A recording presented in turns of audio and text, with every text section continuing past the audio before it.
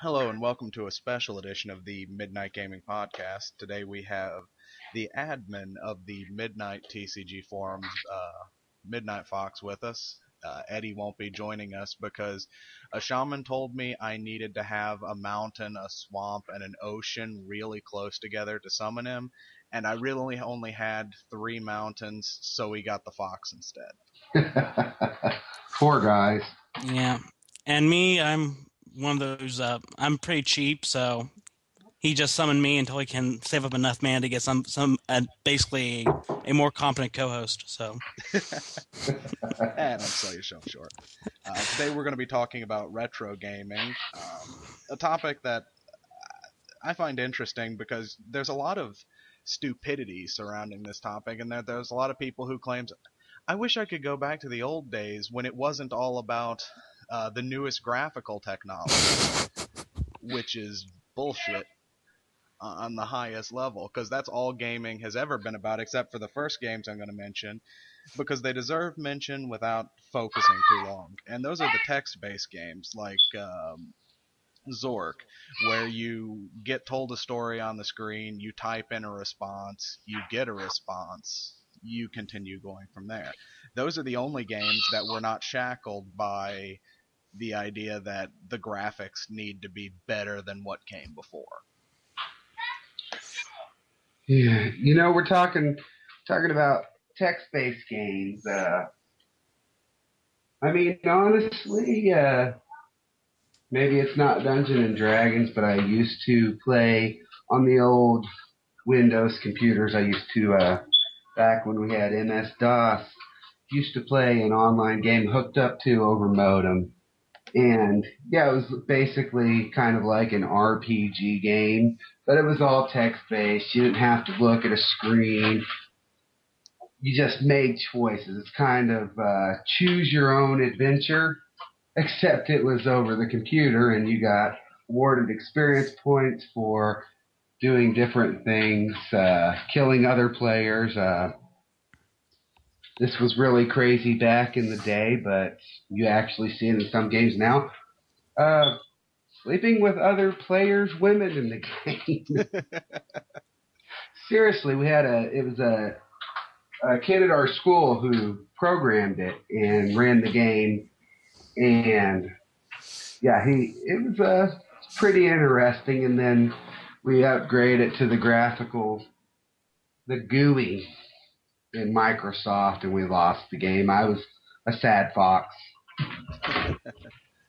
Yeah, it reminds me of the original MMOs, the MUDs, the multi-user dungeons, which were essentially text-based MMOs, where you play the text-based game I mentioned earlier, except there's other people in the game who, if they come across you, it'll tell you that they're a player, and then they'll try to kill you.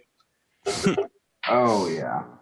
And then, I always hate it, like, running into people who got the special mods into there, like, you're fighting someone who had a water gun. Boom, you're dead. I actually ran into that. Someone killed me in one hit with a water gun. I was like, do what? I come to find out later it was the programmer of the game. Yeah, he made a modification and killed me with a water gun. Thanks. Random player comes up. Tag, you're it. Random player runs away. Yeah. That's generally how MMOs today are, at least World of Warcraft. I love that South Park episode where they're just going nuts on it. Yeah, that's what my brother got into the game for. He thought just kill pigs over and over and over again, but no, you can't do that for too long. Which, yeah, the game pretty much, the card game itself went out of style because mostly what people were looking for were those codes for the online game to get all the special mods, get the special things in the game. Which is kind of sad because it's not a bad card game. I guess the logical first place to start with this is platformers, the Marios, the Pitfalls, the Contras, the stuff you move left and right while shooting at things, or not shooting, depending on how hard it is. Well, let's face it, it was the NES. Everything was hard, and Yeah, we and for liked good it. reason. Yeah, for good reason. I, The games couldn't be long, so they had to be difficult to make, just to break you as a player and make you better as a player. Well, and this was also starting with the NES. A lot of the games prior were ports of the arcade games, which that was the reason why they were hard. Is that way you would put more quarters into the machine. So I mean, the games after that was just extensions of that. So Centipede. There you go. There's one. I remember that. And that thing would just get faster and faster and pop down on you with less stuff to save you. And Space Invaders, yeah, just to suck your money dry. Yeah, it seems a lot of Wii developers haven't really grown out of that mindset because a lot of the games you see for that are just straight out of the arcade games. You have a set amount of lives, the game's really difficult, but you can't slam any quarters into your Wii, so it's kind of for its own sake. Yeah. I like the Wii though. I like the ability to go on. It's fairly cheap to go find. I'm an old school gamer, so going on and finding like Mario 3, Donkey Kong Country, Final Fantasy 2. My favorites going back to when I was young. But there's one I just can't find anymore. Teenage Mutant Ninja Turtles 2. I love that game. I Um, used to go crazy at the arcades on that, and then yeah, when they released it at home, I was like, awesome. yeah, I think in Mario 3, it actually brings one of the things we wanted to talk about was how how some of these old simple games grew franchises, and I think Mario is the perfect bit. All they really needed was simple gameplay, a recognizable character, and a memorable theme song. yeah, Mario and 1 really didn't kick it off. Mario 2, but yeah, when they hit Mario 3, they had gold. yeah. The thing is, that's you're getting near the end of the NES lifespan. When we were talking about that difficulty, I mean, Super Mario Bros. 1 and Super Mario Bros. 2, that was what it was about. I'm not talking about the American release of Super Mario Bros. 2. I'm talking about what is essentially called the Lost Levels. Yeah. They're essentially Yeah. similar games and similar mindsets. The levels look similar enough. I mean, they'll change the background, change the level layout, but it's that old school arcade mindset about difficulty. They get to Super Mario Bros. 3, and all of a sudden the rules have changed. They realize it could make a really enjoyable platformer without wanting to kill you. And I Hmm. think that's why Super Mario Bros. 3 was as enjoyable as it was and is a classic. Hmm. Yeah. And think of another, the Castlevania series, which started with the self-named Castlevania 1. Yep. Um, Again, simple gameplay, memorable theme song. The character not so memorable. He's very orange, but the gameplay you could get. It was designed to be difficult, but at the same time, the levels were set up so that if you take your time and look at what you're doing, you're not gonna die. I'm gonna be honest. I downloaded Castlevania 3 not too long ago, and it's been a while since I played it. I'm working back through it, Yeah, I but picked up Castlevania 1 recently for Game Boy Advance, and I've been wearing that game out. I've been meaning to give the Metroid. Castlevania series a try, so I'll be getting to it before long. Yeah, if you're interested, start with Castlevania 1. If you're going to try and play Simon's Quest, try and get one of the mods for it so that the characters actually make sense when they talk. Right.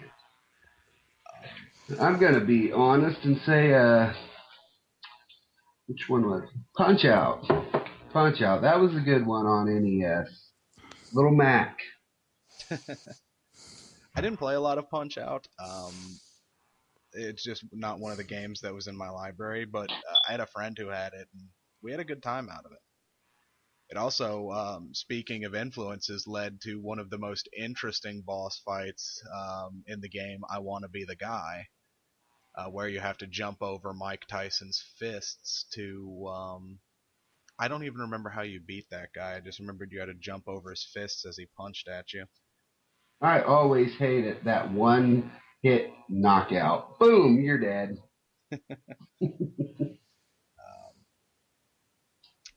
Um, All right. Next topic is RPGs, and I like this topic because it actually allows us to take a look at what happened because the RPG started off as we mentioned the Dungeons and Dragons. You play on a table, you Hmm. level up, you get gear, yada yada. And the American games, that's exactly what happened. Is you built your character like the Elder Scrolls, Ultima. You got a character without an identity, and you got to build them up as you saw fit.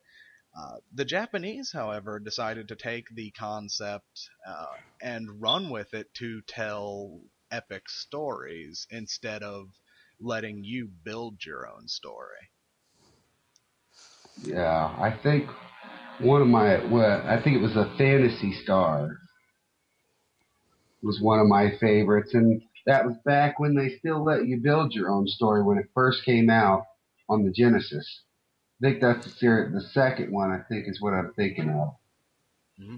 Yeah, Fantasy Star 1 came out for the Master System, I think. I think Fantasy Star 2 was on the Genesis and onward. Yeah. I may be wrong about that. And looking at the influence, we can trail both of these lines down to their conclusions at this point right now. We've got the newest Final Fantasy game, which is essentially press X to watch a movie.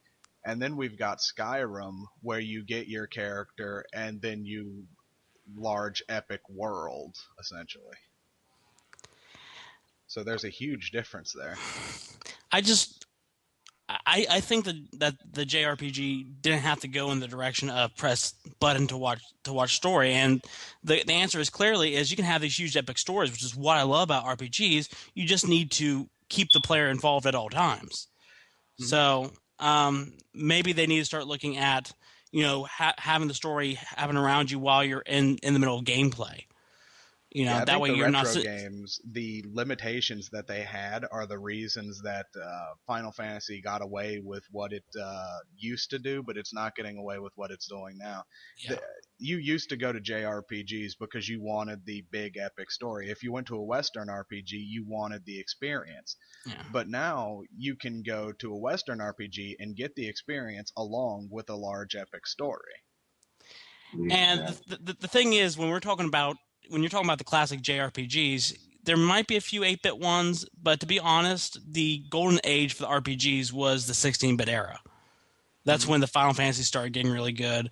Oh yeah, You start having classics like Chrono Trigger. I love that game. Mm-hmm. that was fun. Awesome game. Another RPG which probably is never really included as far as a classic, but it's the RPG that, like, man, I love this genre. I absolutely love Shining Force. Anybody who knows anything about me, I love that little sub series within a series. The Shining That is Force it. games were Right great. there, the Shining Force. Yes. Yes. Awesome. Awesome series. And people kept on. I've read so many things about, for example, between the difference between 1 and 2 on the Sega Genesis, and people go, "Well, 2 is better." In my opinion, I loved Shining Force 1 because number one is that that RPG that really grabbed and hooked me, and yeah, I'll play 2, I'll enjoy 2. I have to change my strategies up with 2, but the thing is with 1 is I can play that game over and over and over. I don't need them to go overboard with a big epic story like they did with 2. Something nice and simple, like Shining Force 1 had, was good enough for me. I loved it for it. Mm-hmm. I'm playing Shining Force CD and making my way through that. I'm having a fun time with that. That's kind of like I wish Sega would bring back the Shining Force series. I don't know what happened. that's kind of like the Final Fantasy 2. That and the Shining Force is where I really got hooked into RPG. Was like being able to build your own team, swap out who you wanted in, who you wanted out, change names, and yeah, back then making it an interactive experience. And where you can get down to it, there's really no right play style. Everybody is different, and Mm-hmm. the way I play the game is not the way you play the game, and you play the game so many times, before long you really start experimenting. Mm-hmm. I love that. Yeah, because I remember the first time I ever played the Final Fantasy series, man, I just wanted to get to the end. But after I played it about 5, 6, 7, 8 times, then I'm like, Well, what can I do if I level up a little bit more, or I go this way or go that way before I move on? Yeah, that experimentation is actually what led to the destruction of my ability to play my favorite or one of my favorite games, Final Fantasy Tactics, because when you start experimenting with that game and leveling up, the next battle doesn't level up with you, and you can get to a point where you can just blaze through the story like it was nothing. So Yeah. certain games really have to step up in that department.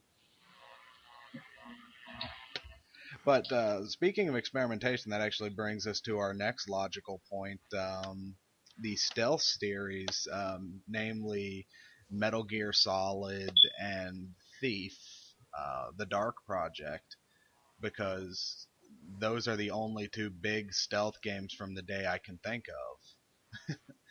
Because to be a stealth game, you needed two things.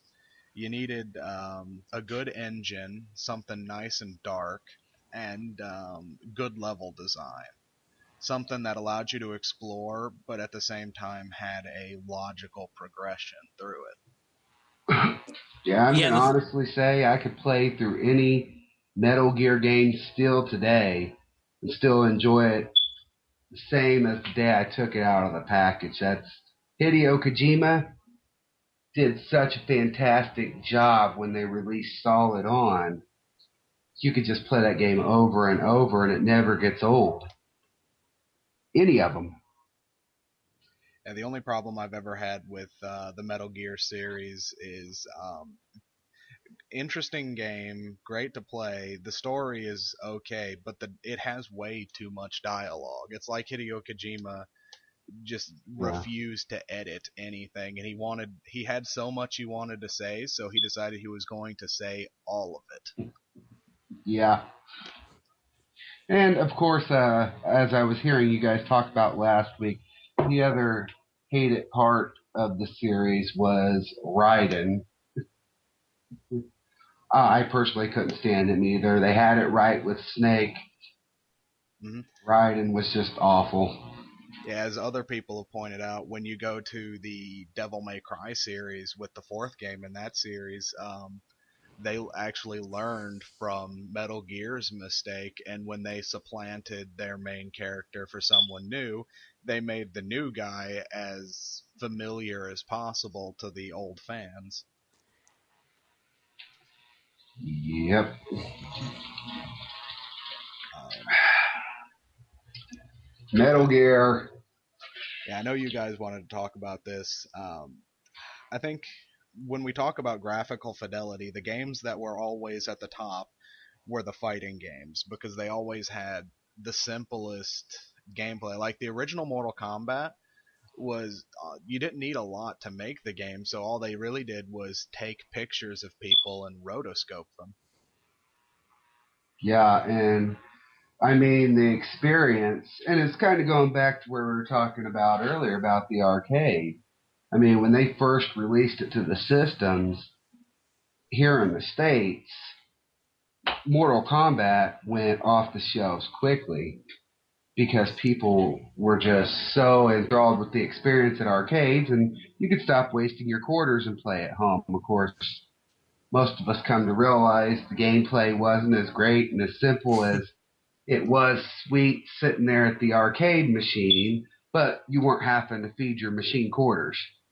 well, let's be honest. The reason people flocked to Mortal Kombat was because of the over the top violence. Yeah, Yeah, I'm gonna rip your head off and watch your spine drip blood.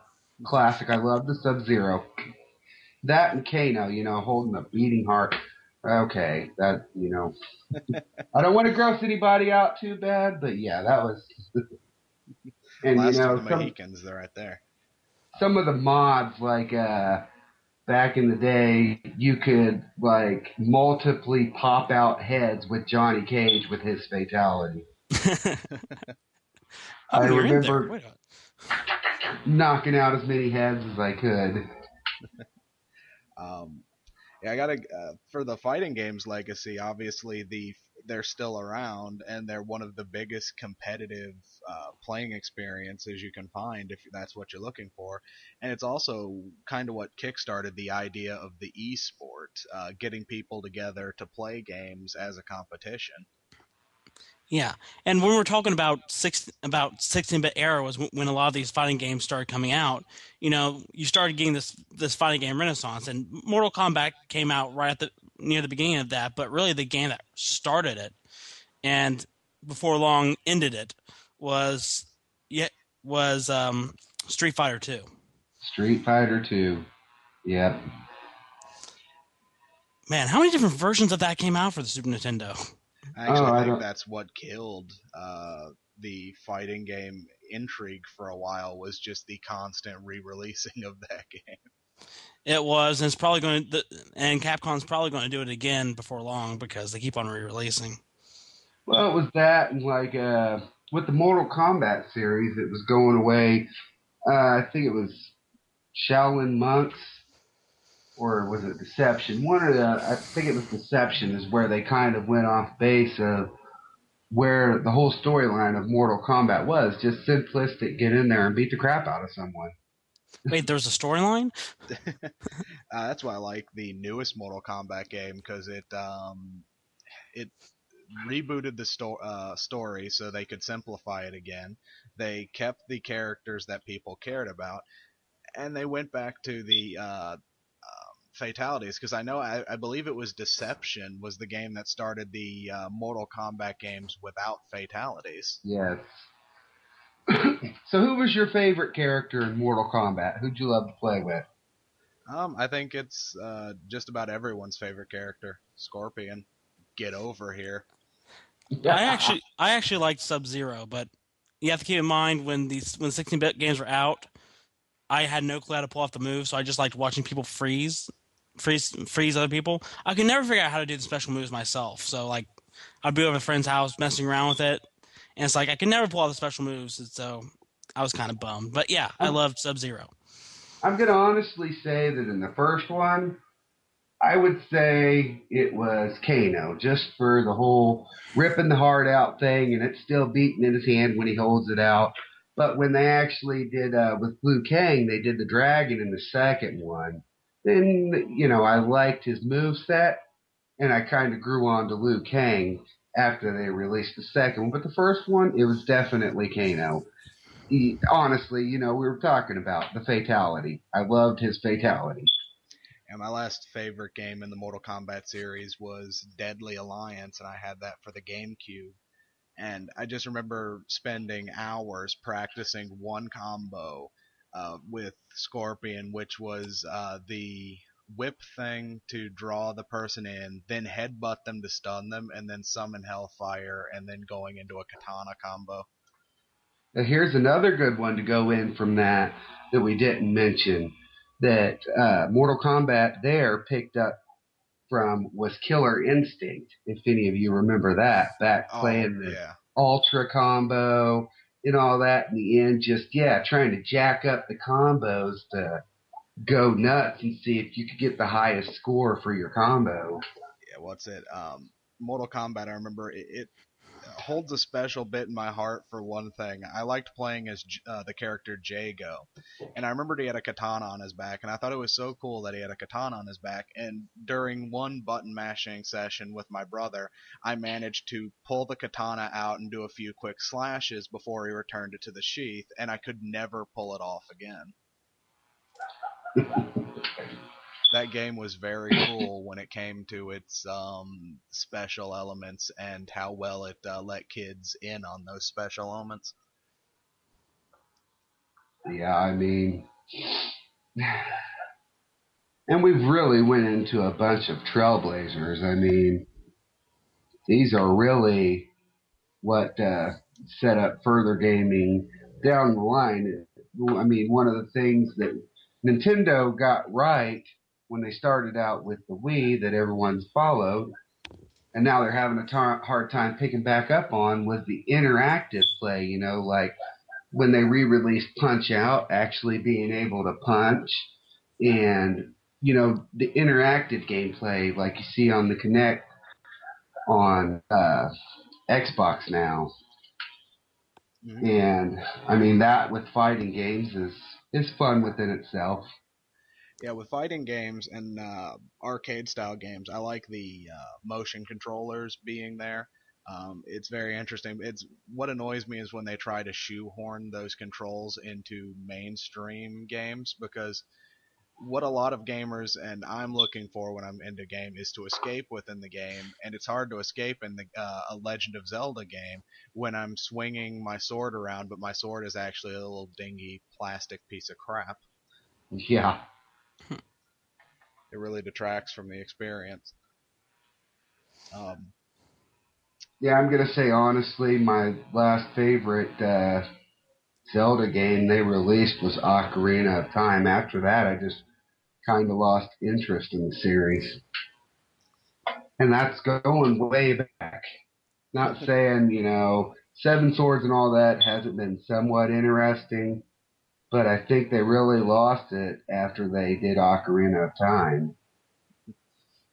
yeah, it But was, I think a lot of that was going back into like Link's I'm thinking right after that is when they re-released Link as a young boy versus the regular Link we were used to seeing, 8-bit little white guy with a green outfit, green tunic, and even on the 16-bit on the SNES, and you got to see that kind of face-to-face in Ocarina of Time, and then they went back and reinvented characters to find some of your games. yeah, it's been one of the interesting bits with Zelda is just about every game tries to recreate the character, because I don't think Nintendo completely understands what they want to do with the Zelda story. I think it's also because has to do with the timeline. It's a different. It actually is a different character each and every time. Oh yeah, it actually led to a hilarious moment where there's a fan timeline which is taking every event into place and putting the events where they're most logical. And I remember the developer, the director of the Zelda games, released his own timeline, and the fans got on him for it because some of the events just made no sense in certain places. Yeah, I've looked at it. The three branch timeline. Yeah, I have a copy of it. And I think that's where a lot of game developers really mess up. If you make someone that people connect with, like Link, you really can't change them without getting backlash. Mm-hmm. Yeah, that's Because why I that's think the where, Mario series has been so successful, is that they managed to just keep one mascot character the same for, what's it, almost 27 years. Well, I even think back to Sonic with them buying out Sega, they kept Sonic the same way, and those are the big mascots. Yeah, I think Sonic's biggest problem, it's actually interesting to bring him up here because he was one of the kings of the retro game era, and he's kind of the black king of the current gaming era. Hmm. Is his I think his biggest problem is 3D gameplay and his ever expanding entourage of woodland friends. Yeah. Because Tails was great, but then Knuckles and Shadow and this and that, and yeah. Too many characters introduced. yeah, I think the last good Sonic game I've played was Sonic Heroes, and I'm not saying it's good as in it was an actual good game. I'm saying it's good as in it was adequate. It was fun to play. I think with Legend of Zelda, though, we can talk about top-down action games, which are your original Zelda games, and I can't think of anything else. There are other games like this. you're talking about it, well, Zelda's actually an adventure game.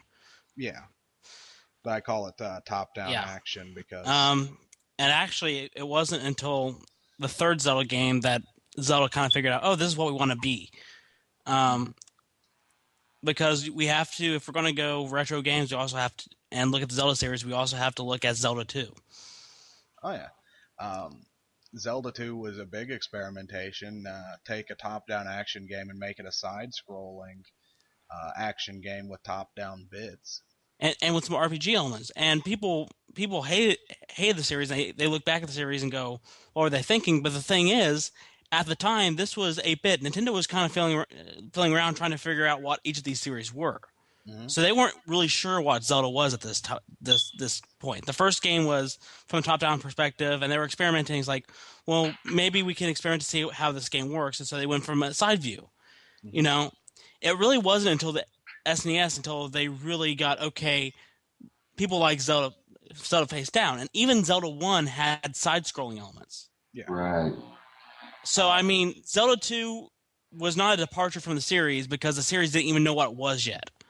No. Plus, it added in the magical elements, which would return in every other Zelda game, and probably every Zelda game till the end of time. Yeah, I'm going to honestly say my favorite was A Link to the Past, the SNES version. I mean, I think that's right where they got Zelda right. Yeah, A Link to the Past is when they said, okay, this is Zelda. These are the elements which make a Zelda game. We want to talk about some of those Metroids. I remember the Metroids. They had that right on the first one when they released it on Nintendo. They kept it right in Super Metroid, and it got a little bit better, but they kind of got off base with Samus too. Mm-hmm. Yeah, I think the Metroid game was up until very recently, and if they continue with it, it's a very strong card under Nintendo's belt. They created a female character whose the fact that she's a female is not the most important part about the character, which seems to be that way in a lot of characters. I'm looking at you, Laura Croft. Yeah, there you go. Yeah, Samus was a very strong female character, and until the end of the first game, you didn't even know she was a girl. And I think Super Metroid was the game that introduced the idea of what is now termed the Metroidvania game. Yeah, Super Metroid was a brilliant game. Yeah, just the idea that if you give someone this map that they can just explore and backtrack through and make sure you design it right, you've got hours of fun. I'm going to be honest, my Wii is more packed with the retro games just because, as you said, some people look back and go, that was the golden age of gaming. I play some of this new stuff. Some of it's great. One that I picked up with and played a little of it with my wife because she just could not figure some of the bosses out. Alice in Wonderland. Mm-hmm. But yeah, I mean, the golden age of gaming was 8 to 16-bit. And then, like we're talking about, it just kind of went to, well, who has the best graphics? What looks best? Instead of, how are we going to keep people engaged in this game, engaged with this character? I'm going to take something you said. The golden age of gaming was not 8 to 16-bit. The golden age of gaming was 16-bit. 8-bit, starting to figure out what they could do, and that's why you have the classic games. Is they're not classics because people can go back. Because some people are going back to these games now and going, man, this is hard. I'm going to go back to my 16-bit games. Is 8-bit, you got your starts, and that's why some of these games are classics. They're still fun to play, but they're not up to the same standards as their predecessor, as their forebearers. When you get to 16-bit, every single franchise that started in 8-bit perfected itself in 16-bit. You get some classic games in the 16-bit. You get rise of certain genres in the 16-bit, genres that come into their own in 16-bit. So it's not that 8-bit is bad. It's that 8-bit is good because it started everything off and it has some classic games. But the golden era of gaming is 16-bit. Yeah, I think when I refer to the 8-bit, that's why I said the 8 to 16 is right at the very end, kind of like we back to way to the beginning where we were talking, where they got Super Mario Brothers 3 and they started to release and evolve some of these characters right before we switched over to 16-bit.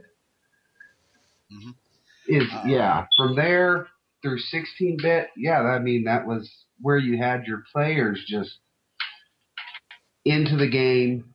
You enthralled them. You gave them a good story. You gave them good gameplay. And a lot of programmers have just gotten away from that, and they just want what looks best. In fact, here's what I want, because I'm a big RPG fan. I want somebody to make an RPG with 16 to 32-bit style graphics, really nice looking, and a really good story, modernize, some of the gameplay mechanics a little bit, but have that 16 to 32-bit look. Hmm. That's actually a future, sounds like a future project I want to endeavor in. Um, I have stories. I've been playing these things out of my head for quite a while. Start writing, I'll start making. Yeah, I could give you the synopsis to 3 stories right now, all RPG ideas. we'll have to work on that.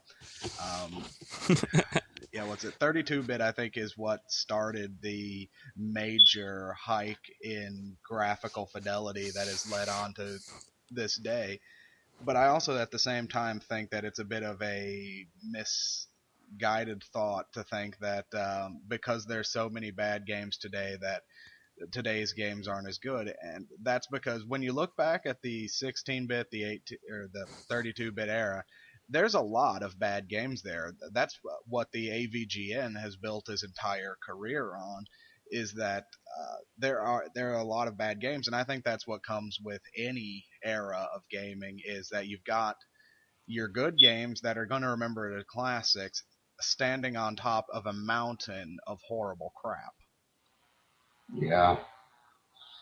I think the big thing is just for them to figure out where they want to go, and if you build a fan base, don't stray from it.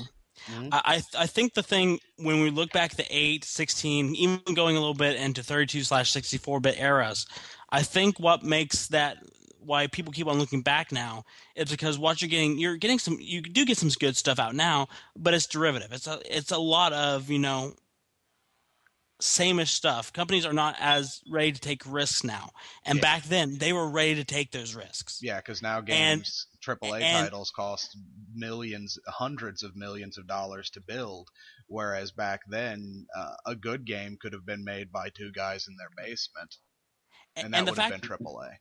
the fact of the matter is, a lot of these games we look back as classics, and they're great. That could only get built, could only be made in that era. If somebody tried to make those games now, they would not get made. Mm-hmm. So I mean, we're looking back, fondly, especially with me with RPGs, like looking back at Chrono Trigger. There's no way now that Square Enix would even make Chrono Trigger. I mean, we can hardly get them to make the 3rd game in the series. It's kind of looking at technology as your best friend and your worst enemy all in one. Mm-hmm. Yeah, because we got thinking on that. One of the big retro games that is continuing to persist to this day is Pokemon, and it begs the question: would the Pokemon games even have gotten greenlit today with their subject matter?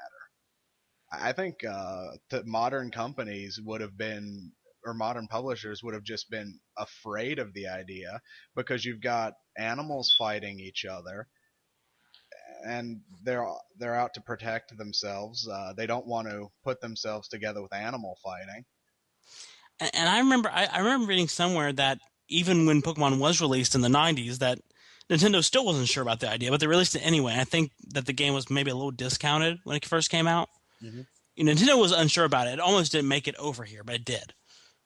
I'm going to be honest, I never played the card game, but as far as the video games, yeah, I got a little bit into the Game Boy stuff, and it was just the idea of having that free range of searching out Pokemon and how to evolve them and mixing your eggs. Yeah, I mean, Yeah, that's what's kept me playing through the generations. And I actually, with Black and I contend that Gold and Silver are the best games in the Pokemon lineup, because they carried on from the first games and built. But I think that Black and White discovered something and put themselves as the easy third in best games in the series by shutting out the Pokemon that came before. They gave you a bunch of original looking Pokemon and they didn't give you access to all of the ones that came before. So if you wanted to play the game, unless you traded for older Pokemon, you had to go and find something new. And I think that's the big thing in Pokemon's belt is finding something new. And It's an adventure. that was one thing I've talked forever, because I've talked with several people. Eddie, the guy Eddie and I both know by the name of Natu, and several other people.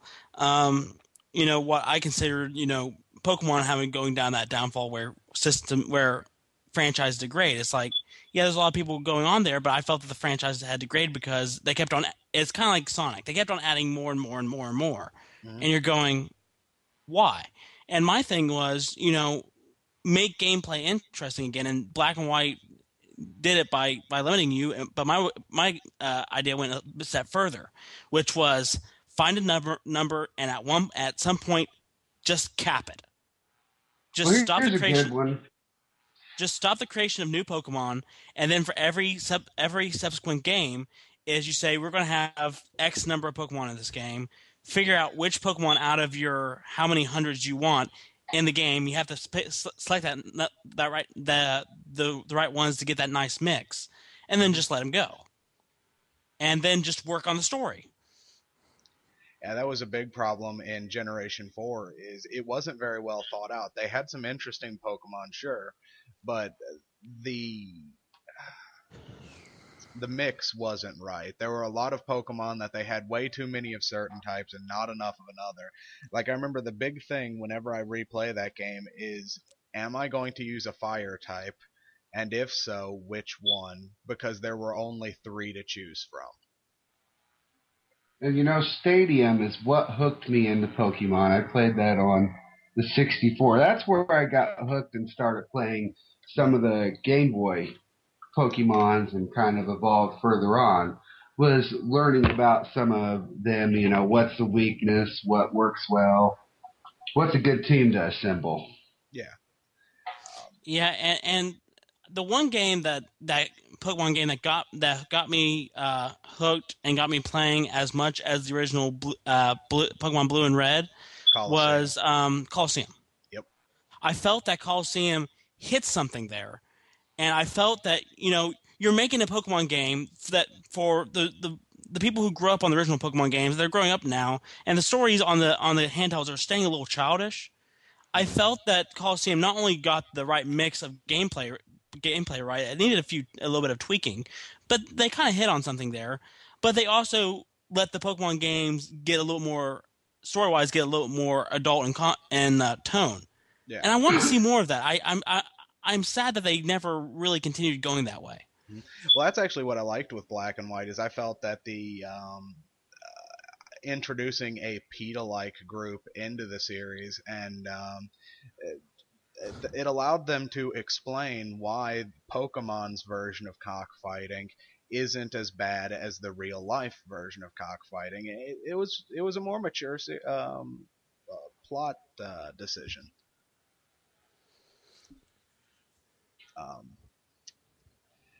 I think we should wrap this up though with a discussion on FPSs because they're pretty much the tail end of the retro games and the start into what we have today. Because like I'd say 7 out of every 10 games released now is a first-person shooter.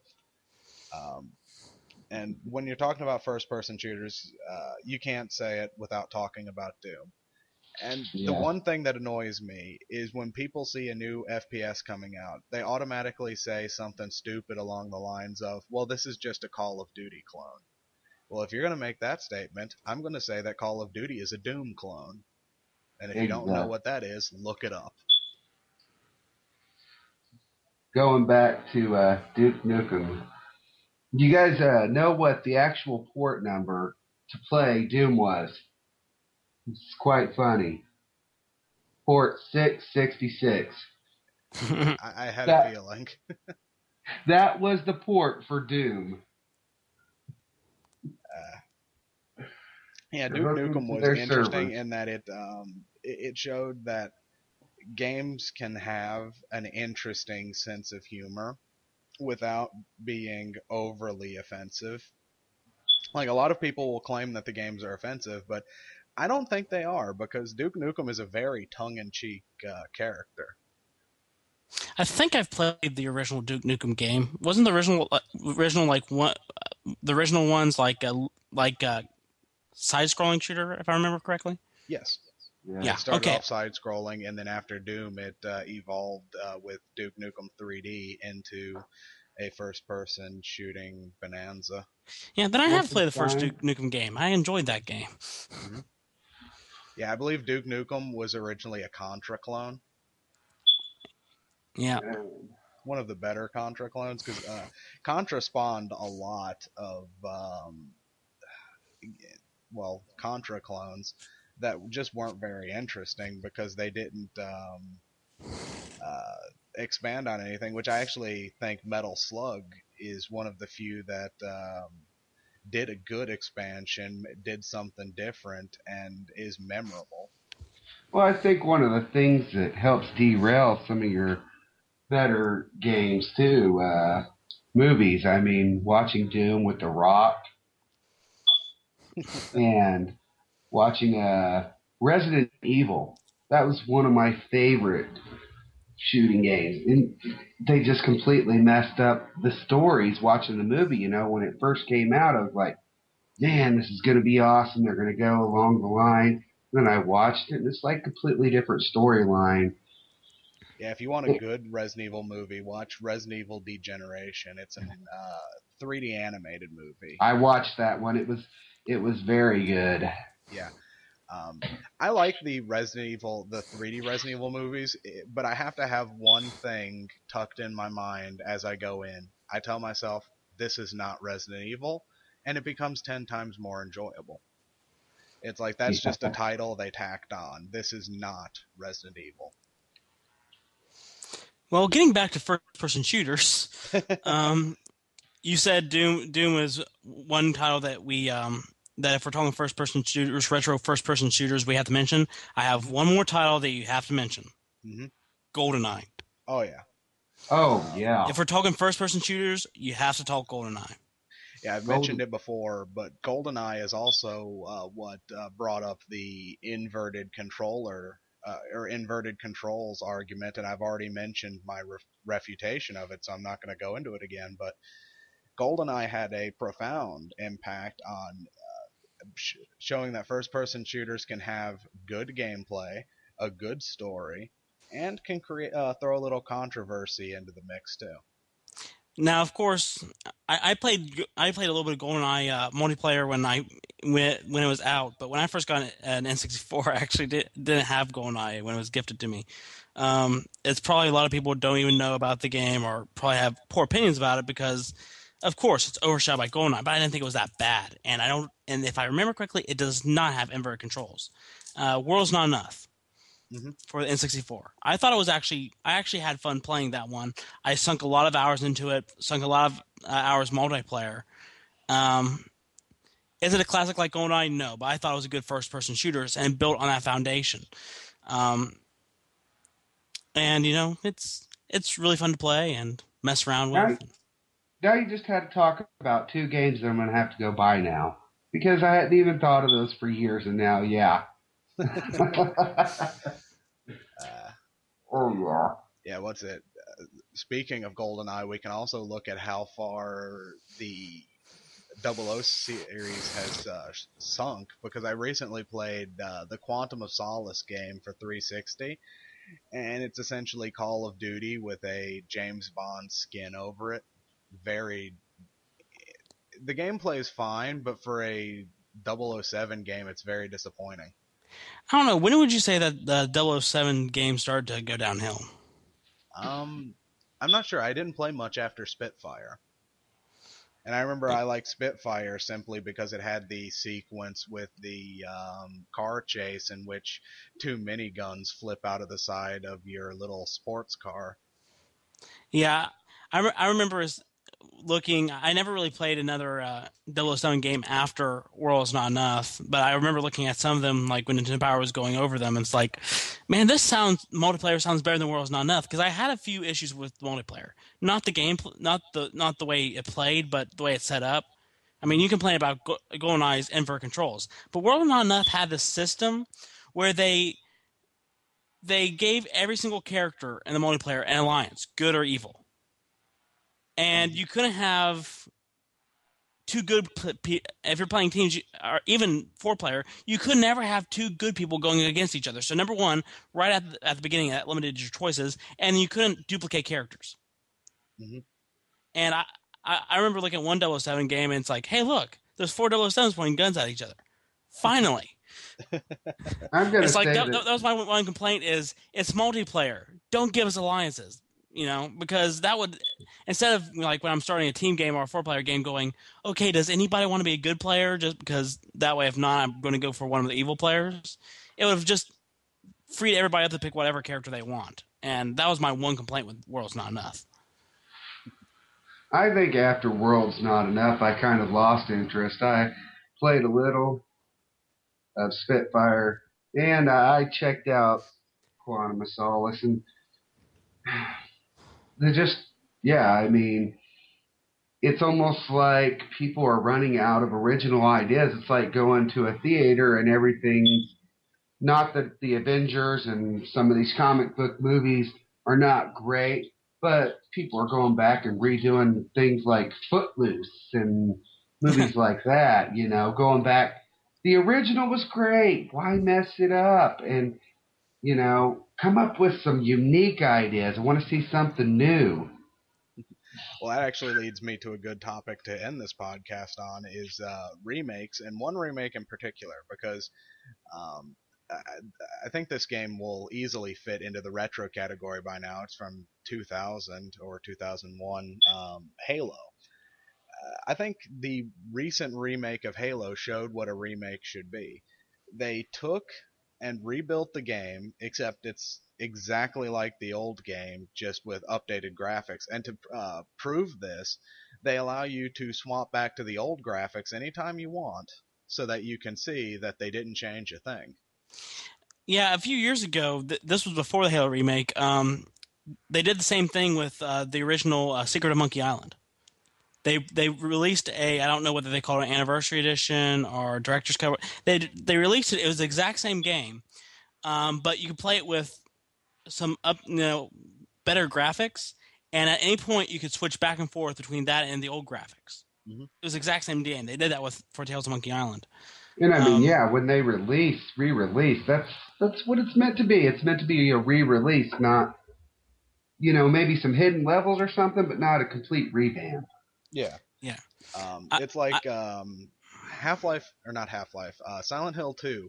When they did the HD re-release, they decided to get rid of the fog, because in the original Silent Hill 2, they introduced fog because they wanted to give you a large, sprawling world to look or to go through, but they didn't want you to have to, or they didn't want to render the world, so they shrouded it in fog. And when they remade the game, they decided to get rid of the fog because the technology now can render that. But when you do that, you remove the horror elements of the game. Exactly. And that's one of the draws of the Silent Hill series, is just the suspense of playing it. Yeah. They did another game they did.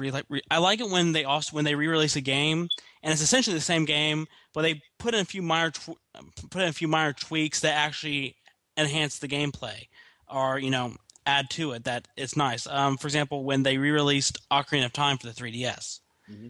They updated the graphics. The graphics look beautiful, and it's the same game, but by having with your inventory by adding touchscreen inventory buttons as well. I mean, you have 2 buttons for items, but you also have a permanent ocarina slot, which means if you're like me and always had the ocarina out, you never have to switch your ocarina out. It's always at your fingertips. And they had 2 touchscreen slots, which means not only did you have a permanent ocarina slot, and you had your 3 item slots like you did in the original, but you also had an extra item slot. and that comes in very handy, being able to have more items available on the fly. Mm-hmm. Playing the Zelda game. I was like, yeah, Zelda. Talking about that, they re-released the 25-year edition. My son played it, and he's going through it, and I was watching. It's like, it's almost like, back when I was playing it, just a little better graphics. And that's how you do it right. Yeah, going back to Halo, that's the most refreshing thing was after everything went down in the first level, I get to the second level, and they give me a Warthog for the first time, and the most refreshing thing was just the Warthog had terrible controls, and the fact that they left the controls intact, even though it made driving the thing a pain in the ass, it was still endearing because that's what I was expecting out of Halo. Yeah, you don't want to get in and get a new gameplay experience. You don't want to get in to something that gave you a hard time, and it's actually what you're looking for when you go in and play the game, and then they go in and the controls are so much easier. You just do right through it. Well, that takes all the fun out of playing it. Mm-hmm. And unless the terrible controls were what kept you from it in the first place. Yeah. Yeah. Yeah, I don't think the vehicle controls were ever a make or break part of that game because you spent, unless you really got stuck in the last level. Well, for me, if I sometimes just hop out of the vehicle and, well, I never played the original Halo. I've only played Halo Reach, but I would just sometimes get out of the vehicle and just run. It's like, ignore the vehicle. We don't need the vehicle. Mm-hmm. One of the big addition, or really the only addition they made to the game other than new graphics, was they added in the skulls that they came up with in the second game. And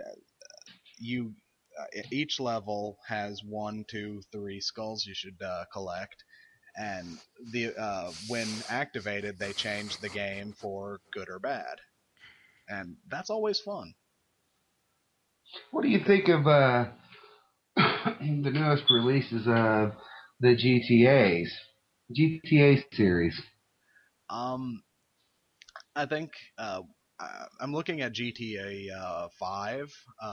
Yeah. Because it seems like they're going back to their roots. Because the GTA series was a cartoony series, and I think that's what invalidated a lot of people's arguments about it being a murder simulator.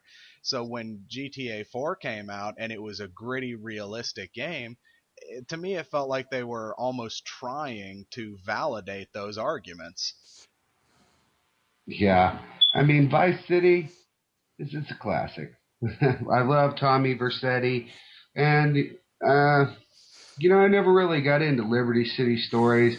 It was fun to just go around and blow things up and stuff, but as far as wanting to go with the storyline, I was content with going around and murdering people. So they kind of went away from what they were trying to accomplish, I think, because they made it more inventive to go around and kill people. Yeah, the GTA 4, I will say, the most interesting thing about the game for me is not the story itself. The story is rather bland, but the multiplayer is really fun. Yeah. Very recently, we were playing multiplayer together in helicopters, just trying to shoot each other down for half an hour. I did something similar to that one time. I don't know whether you played the GameCube game Kirby Air Ride. Yeah. It can be fun, but my favorite thing was going to do city trial, and then sometimes just get 4 people together, go into free run. You have access to all the vehicles, whatever. Mm-hmm. And then I'd be riding the Dragoon. I'd go up high up in the sky, and I'd be trying to take other people out. And sometimes we'd play a game of tag throughout the city. Yeah, things like that is actually why I liked Shadow the Hedgehog, because it seemed like a parody of this Sonic series. You've got the really fast running combined with machine guns and rocket launchers. Right. I play that game as a parody of what Sonic the Hedgehog has become, not as a serious game. And I think that's where a lot of people lose it with that game, is they're trying to take it seriously because they're trying to take a blue woodland rat seriously. That was kind of like Conker's Bad Fur Day. They messed it up when they went over to Xbox, but I love that game. I mean, just the different things you run into. You got to throw toilet paper at the big mound of poo. and The fact that jumping the big mound out. of poo sings in the first place. Yeah. Well, I think It's that's a fitting place to end this podcast on. Big pile of crap. Um, remember to check out midnighttcg.com. Check back with us next week and link to Bulba's site in the description. Well, at this point, I'm still tweaking it, so I'm going to just say go to my YouTube page. I'll just tell them take out the link for now, put my YouTube link in there, have fun. Eddie and I are doing crap. All right.